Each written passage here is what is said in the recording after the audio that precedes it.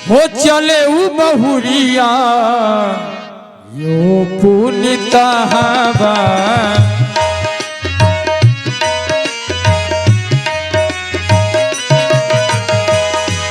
चले उ बहुरी आयो पुनिता हवा आयो पुनिता हवा शिव मंडपुरा और रह जहां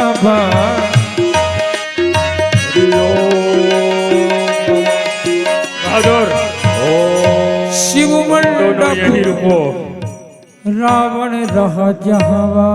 ओम नमः शिवाय की झटकार हमें इस ओर से खींच रही है।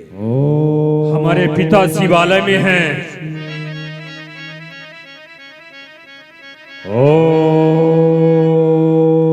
तख्ते सिकंदरी तेरे दर का गुलाम हो, सर पर रजोम रहमते भारी मुदाम हो। सर झुकता है कदमों में, पुत्र हिराज का प्रणाम स्वीकार हो। आयुष्मान भव पुत्र, आयुष्मान भव। तुम्हारे जन्मभूमि में तुम्हारा स्वागत है। वाह, आओ। क्या बात है, वाह वाह।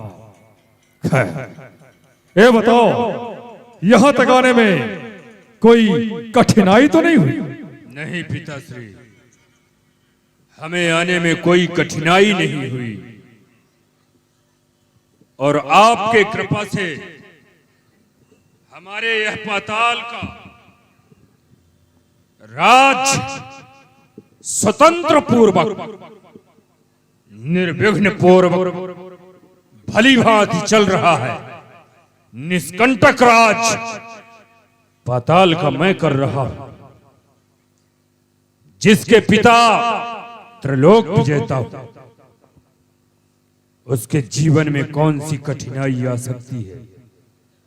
परंतु पिताश्री, मैं देख रहा हूं, जो दरबार हमेशा सजा रहता था, कुमुख, अकंपन, अधिकार महोदय, भट्ट, सुभट, महाभट्ट, दारुण भट्ट दरबार को सजा करके आपकी त्योरी को देखते हुए बैठते थे।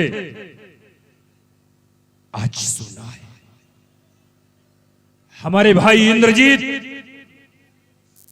भाई अक्षय, चाचा कुंभकर्ण, चाचा विभीषण, ये सब दरबार के मध्य कोई दिख नहीं रहे। दरबार सुना है, ऐसा लगता है लंका में शोक मनाया जा रहा है। क्या बात है, हमें कह करके बताएं। पुत्र हिरावन, तुम्हारा कहना यथार्थ में सत्य है। एक समय ऐसा था कि महाराजा रावण का दरबार सुभट, महाभट्ट, दारुण भट्ट अर्थात बड़े बड़े योद्धाओं से सजा हुआ करता था। लेकिन जो देख रहे हो, इन आसनों पर कहीं तुम्हारे भाई, कहीं तुम्हारे चाचा, कहीं सेनापति, कोई ना कोई बैठा करते थे। लेकिन इस समय पर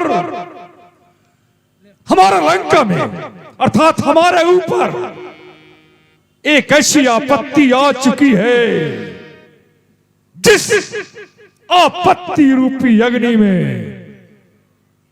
सभी योद्धा जल चुके हैं। अर्थात लंका वीरान हो चुकी है, कोई नहीं बचा। इसका कारण है अयोध्या का राजा दशरथ, उसके दो पुत्र राम और लक्ष्मण, जिन्हें राजा दशरथ ने वनवास दे दिया।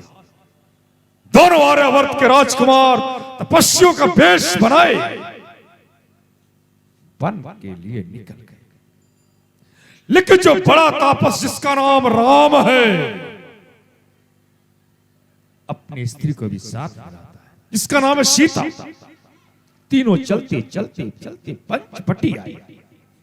पंचवटी जो है हमारे बहन शूर्पणखा के घूमने की जगह है, बिना उसकी अनुमति कोई प्रवेश नहीं ले सकता। उन्होंने बिना पूछे प्रवेश किया। बहन शूर्पणखा जाती है उन तपस्वियों के साथ, सीता को देखा, स्त्री स्वभाव से उससे मिलने की कोशिश की, लेकिन नहीं राज, छोटा तापस बहन शूर्पणखा के नाक को काट दिया, अपमानित किया, गालियां दिया। रोती बिलखती खरदूषण के पास गई। ये तब करके भाई खरदूषण तीसरा पूरी ताकत से युद्ध में, पर एक तापस सबको भ्रमित कर दिया, सबको मार दिया। हमारे पास आई शूर्पणखा का क्रूर चेहरा देखकर हमें क्रोध आ गया। हमारे मन में बदले की आग भड़क उठी। मैंने निश्चय किया ईंट का जवाब पत्थर से देगा, और ऐसा मैंने किया भी। मारीच को सहयोगी बनाया। मैंने एक भिखारी का वेश बनाया और धोखे से सीता का हरण किया, जो कि आज भी हमारे लंका का शोक उद्यान में मौजूद है। लेकिन तापस की सिंधा आए, वानर सुग्रीव को मित्र बना के और उसकी सहायता से सागर के किनारे आ गए। एक हनुमान नामक वानर है जो पहली बार लंका को जलाकर राख कर दिया। जम्बू छयादी योद्धाओं को मारा। तपस्वियों ने शंभो को शंभो कर बताया। सागर में सेतु का निर्माण करके लंका विभीषण हमारा साथ छोड़ दिया। सुग्रीव की सेना हमारी सेना के बीच में युद्ध हुआ। युद्ध में कुंभकर्ण, खन्नाद, अतकाय, अकंपन, जम्बू, अच्छयादि आदि योद्धा मारे गए। हे पुत्र, इस समय पर जो लंका है वीरों से शून्य हो चुकी है, कोई नहीं बचा। बुलाने का कारण है कि लंका तुम्हारी मातृभूमि है, भले तुम पाताल में हो, लेकिन लंका तुम्हारी है। अगर चाहो तो मातृभूमि की इज्जत को बचा लो, और अगर चाहो तो मातृभूमि को विदेशियों के हाथ सौंप दो। मैं तुम्हें युद्ध के लिए बात नहीं कर रहा, मैं तो सिर्फ युग योद्धा को बता रहा हूं इस समय पर तुम्हारा कर्तव्य क्या है, उचित क्या है। जो उचित हो वही करो। बाकी अगर युद्ध करने से डरते हो, तुम्हारे मन में भय हो, तो संभालो लंका का राज सिंहासन संभालो। शत्रु ने अगर मुझको चुनौती दिया है, हम लंकेश से सर कटा सकते हैं पर झुका नहीं सकते। ये तुम्हें विराम नहीं लग सकता, नहीं। जब तक हमारा जो लक्ष्य है, हमारा जो उद्देश्य है, हमारी जो मंजिल है, जब तक हम मंजिल तक नहीं पहुंच जाएंगे, उद्देश्य को नहीं प्राप्त कर पाएंगे, तब तक हमारे इस युद्ध में विराम नहीं लग सकता। बाकी फैसला तुम्हें करना है, कोई जरूरी नहीं। मैं तुम्हें बात नहीं कर रहा, सिर्फ बता रहा। जो तुम्हें समझ में आए वही तुम करो। या तो सिंहासन, या तो फिर मातृभूमि की इज्जत। जो तुम्हें फैसला करना हो कर लो। महाराज रावण श्रवण करें। इस संसार में नीति प्रिय सबको है, अनीति किसी को नहीं। अनीति पर पैर रखने से यही दशा होती है। जो आज हो गई। अगर महाराज उस स्त्री को हरण करके अपने लंका में न लाते तो ऐसी दशा नहीं होती। यह वीरों की खानी लंका आज वीरों से शून्य है, जो कि वास्तव में जगत पिता परमेश्वर है, उन्हें साधारण मानव कहते हैं। आदि शक्ति भगवती का हरण करके अपना कल्याण चाहते हैं। कभी ऐसा हो नहीं सकता। परंतु लंका में हमारे और भी अन्य योद्धा इन्हें समझाए होंगे, विद्वान थे, बुद्धिमान थे, अवश्य इन्हें समझाए होंगे, रोकने का प्रयास किए होंगे, पर हठबस उनकी बात को न मान करके और अपने मन का काम किए हैं। ये निश्चित है लंका का विनाश हो ही गया, निशाचर जाति का अंत होगा। पर हमारा कर्तव्य नहीं कि हम इन्हें समझाएं, क्योंकि हमारे पिता है। अरे वो कौन थे जो मर गए अपने वतन के वास्ते? बुलबुले कुर्बान होते हैं चमन के वास्ते।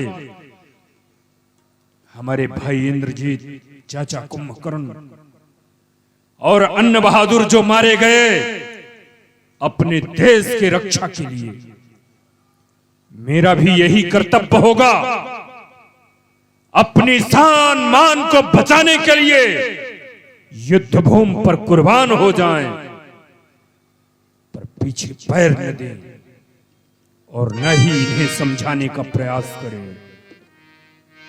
पिताजी, आप किसी प्रकार चिंता मत कीजिए। अभी तक जो युद्ध में गए वो कौन थे? बुजले थे, जो कि उन वनवासियों के सामने टिक ना सके, उन्हें मुंहतोड़ जवाब ना दे सके। युद्ध भूमि में जाकर के मृत्यु को प्राप्त किए। परंतु यदि आप कहो तो मैं बाण से उतारूं सलमा और सितारों को, कहो तो फाड़ के रख दूंगा लोहे के खंभे और किवाड़ों को। न होगा बांस, बनेगी बांसुरी के ऊपर। न होगा लोहा, बनेगी छुरी धार के ऊपर। उखाड़ू मैं जड़ को ही, बढ़ेगी ढाल कैसे? न होंगे दुनिया में वो तपस्वी तो बनेंगे आपके काल कैसे? अर्थात पिताजी, अभी तो आपने सिर्फ उनकी नारी का अपहरण किया है।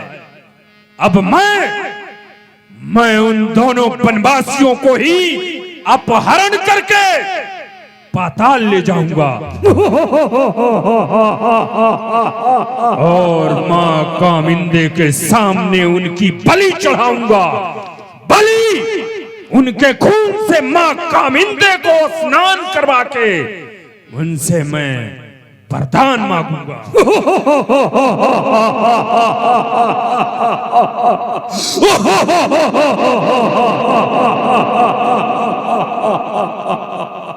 शाबाश शाबाश, फिर बचेगी और सुग्रीव की सेना हम सबको चक्की में पिसवा डालेंगे। लेकिन अहिराज, पिताजी, हमें विश्वास कैसे होगा कि तुम अपने काम में कामयाबी हो गए? अमावस्या की काली रात, और उस काली रात में अचानक सूर्य प्रकाश हो जाए, आप समझ जाइएगा कि हमारा पुत्र हिरात अपने कार्य पर कामयाबी प्राप्त कर चुका है। क्या बात है! योजना तुम्हारी बहुत अच्छी है और हमें विश्वास है कि तुम सफल भी होगे। हाँ, लेकिन तुम एक राजा हो, राजनीति को जानते हो, फिर भी अकेले आए। जबकि राजा अकेले नहीं चलता, तुम्हारे साथ कोई सैनिक, तुम्हारे वफादार कोई ना कोई तो है या कि नहीं? मैं आपका बेटा हूं, राजा कभी अकेले नहीं चल सकता। हमारे साथ भी 2 सेवक आए हैं, उन्हें कहां रोक कर आए? जिन्हें कि शिवालय के बाहर ही रोक करके मैं आया हूं। हम भी देखना चाहेंगे कि हमारे पुत्र के जो सैनिक हैं कैसे हैं। बदल चौपट, पास में आ जाओ। हमारे पिता इस समय पर अति ही प्रसन्न हैं और उस प्रसन्न मुद्रा में तुम लोग भी उनका दर्शन करो, जाकर के चरण स्पर्श करो। जाओ। आओ, आओ हमारे पास आओ।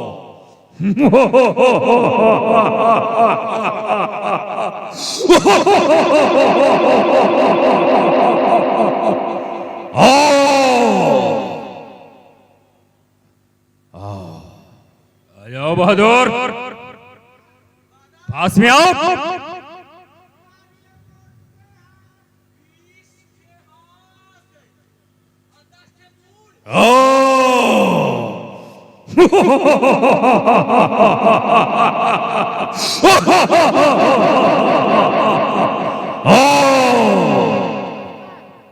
इनको सर्दी लग जाती होगी तो क्या करते हैं?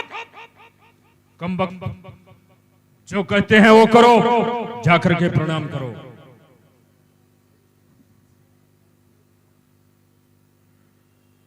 खुश रहो, खुश रहो।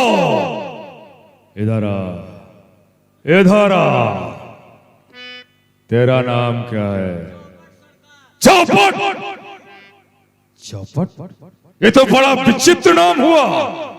नाम का मतलब? हाँ, मतलब जिस सेना के साथ युद्ध करते हो अपने विरोधी सेना को चौपट कर देते हो। शाबाश, शाबाश, शाबाश। और तुम्हारा नाम क्या है? बादल। अरे वाह, कितना विचित्र नाम। पर बादल नाम है कि कुछ काम भी है? क्या है?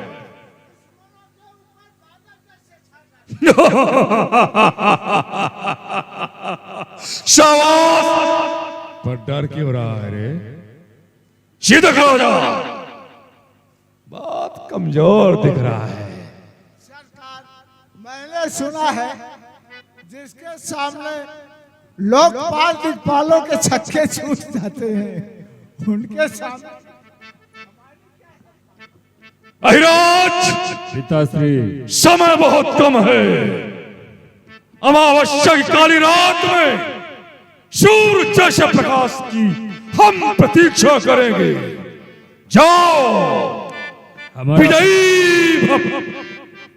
जाओ।